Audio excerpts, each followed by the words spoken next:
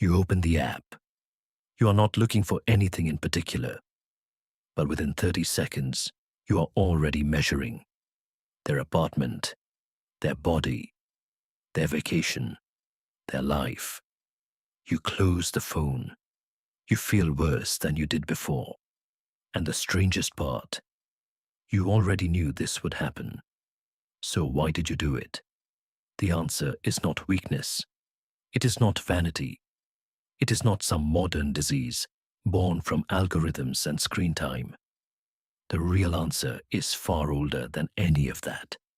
It is written into the architecture of your brain by forces that were shaping human behavior long before language existed. And once you understand what those forces actually were, you will never look at comparison the same way again. Your brain is not comparing you to others because it wants to make you feel bad. It is doing it because, for most of human history, failing to compare yourself to others could get you killed. Think about the environment your ancestors actually lived in.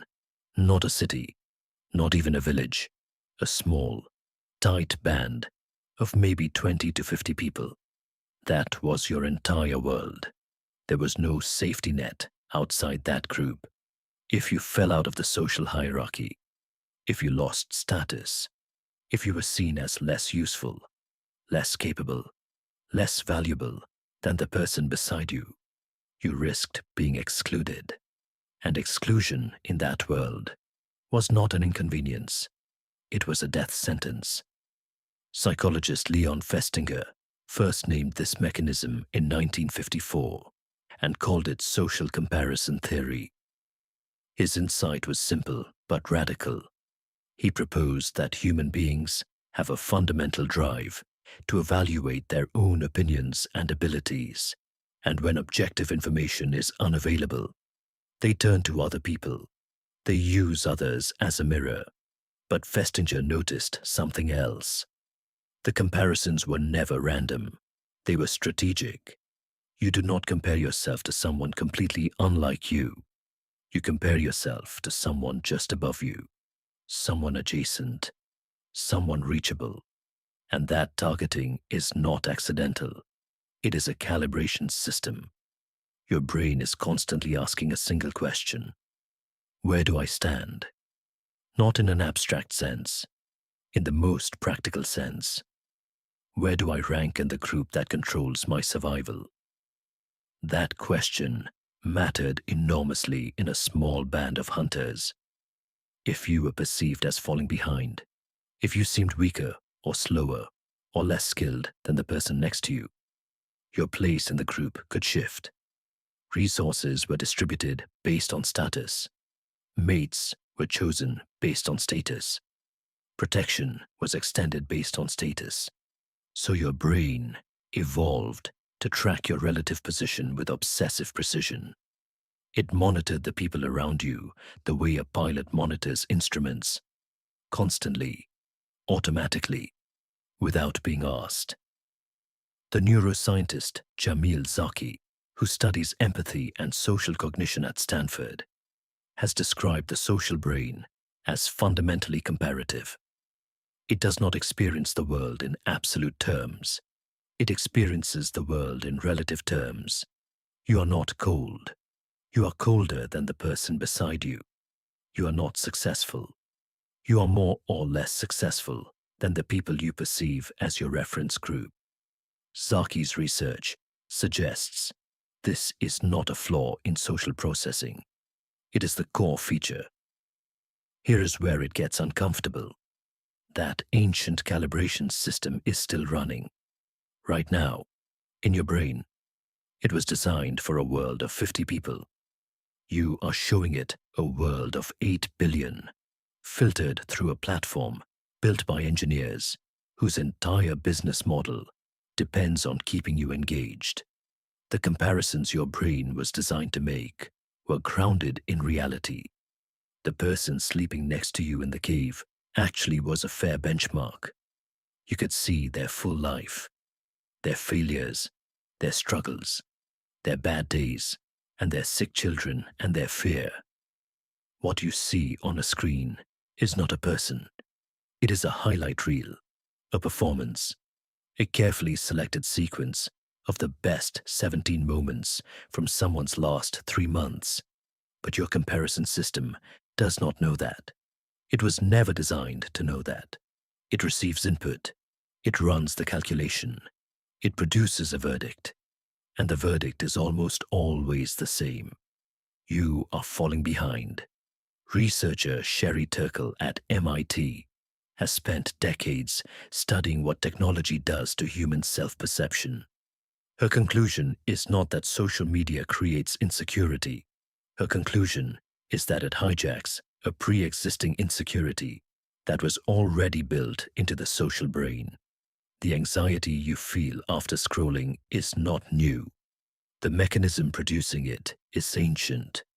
The platform has simply found a way to feed that mechanism an endless supply of inputs without any of the contextual grounding that would normally regulate it. In the ancestral world, comparison had a natural ceiling. You could only compare yourself to the people you could actually see. When you had enough information about their real lives, the comparison stabilized. It was useful. It told you something accurate. Now, the ceiling is gone. The inputs never stop.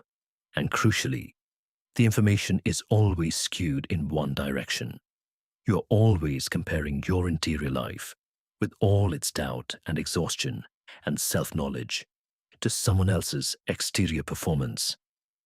That is not a fair comparison. It was never going to produce anything but distress. But here is the part that most explanations miss. Comparison is not always destructive.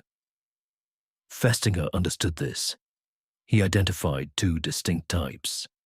Upward comparison, where you measure yourself against someone doing better, and downward comparison, where you measure yourself against someone doing worse. Both serve a function. Upward comparison can motivate. It can show you what is possible.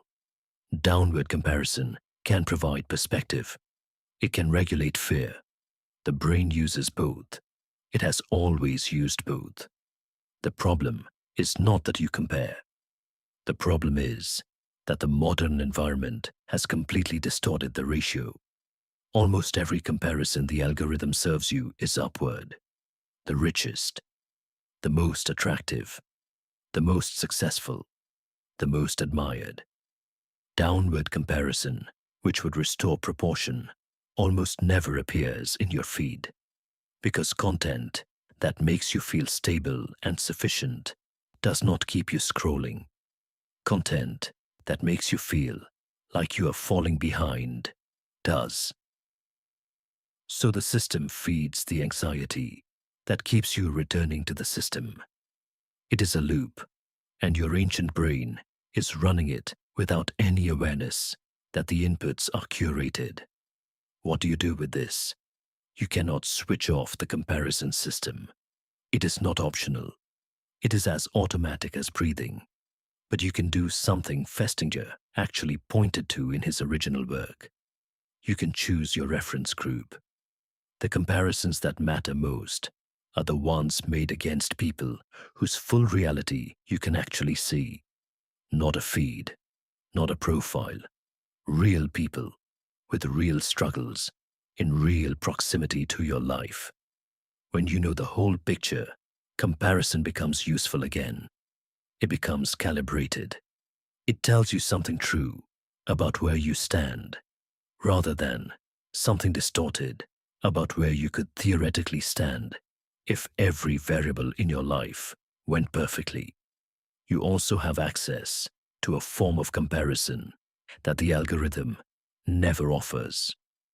Comparison to your past self. Longitudinal, temporal self-assessment. Looking at who you were a year ago, 2 years ago, what you did not know, what you could not do, what you were afraid of that you have since walked through. That comparison is always grounded in reality. It is always yours, and it is always honest. Your brain is not broken. It is not weak. It is not shallow. It is doing exactly what it was built to do in a world it was never built for. When you open that app and feel the familiar drop in your chest, that is not a character flaw. That is 50,000 years of social wiring meeting a machine designed to exploit it. The question your brain is asking has not changed since the first campfire. Where do I stand? The only thing that has changed is how hard it has become to answer it honestly.